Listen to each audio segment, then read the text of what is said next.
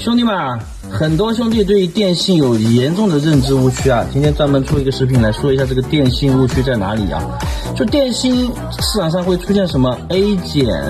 啊，什么 B 品啊，所谓的还有什么 C 品，还有正 A， 这些都是错误的，兄弟们啊。就是正经的电信啊，它只有正规出厂的品、合格品跟非合格品。那为什么出现什么 A 减了还分等级出来啊？只要是它分等级的，它就是不合格的产品。那不合格产品就是厂家淘汰下来，它或者是库存下来的，有这种两种性质的。那库存的电信就是卖的不怎么好的那种呢，还是不错的。一般品牌的库存电信啊，比如说1年左右、2年左右的，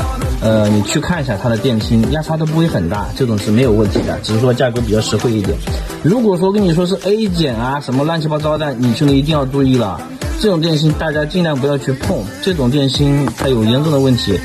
会出现。它不一定是什么 A 减，它可能是套皮，拿个皮给你一换，你根本都不知道啊。然后兄弟们贪便宜，这种比比皆是上当的啊，兄弟们一定要注意啊，不存在这个问题。我们要做的组装锂电池的这个电芯的这个事情啊，就是要做一个什么事啊？它的压差跟它的内阻尽量是一致，它就是好电芯，不要去拿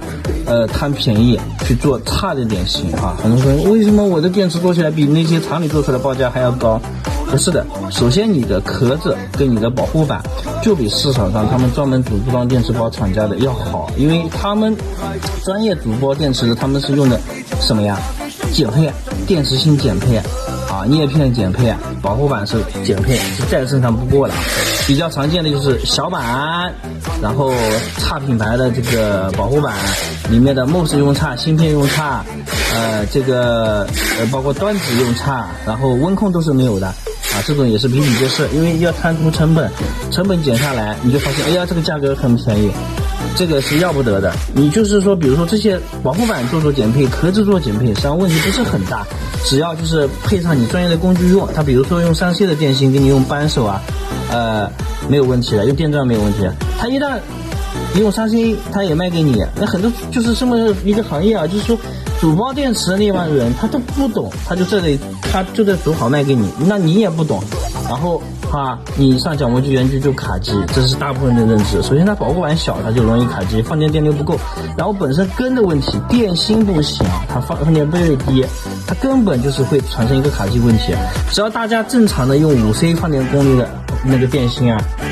你10节也好，15节也好，它都不会卡机，因为市场用的太差了，所以说经常问到我这个角膜机会不会卡机啊，我这个圆矩电池会不会卡机啊？兄弟们，只要是大于目前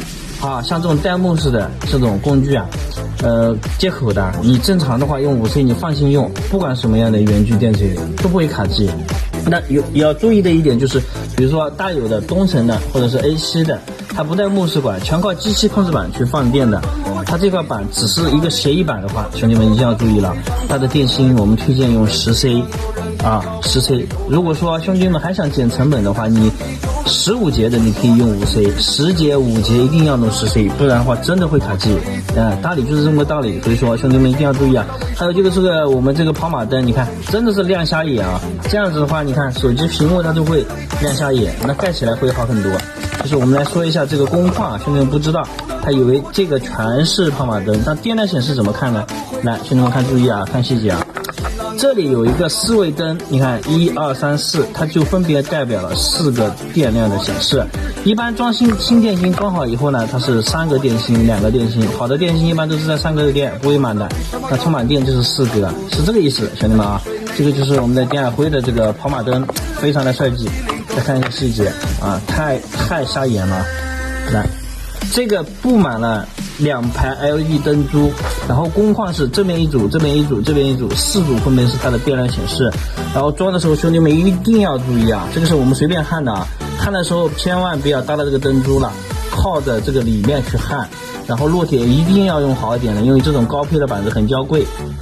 的啊，你焊的不好，新的就给你干坏了啊。当然我们正常的我们老兄弟都没有问题，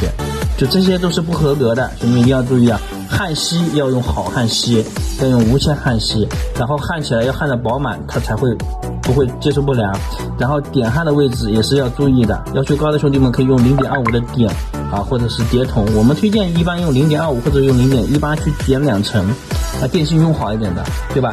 既然主张电芯了，那为什么我们要做差的？我们要做就是要超越它原厂的一些电芯，比它原厂的耐用，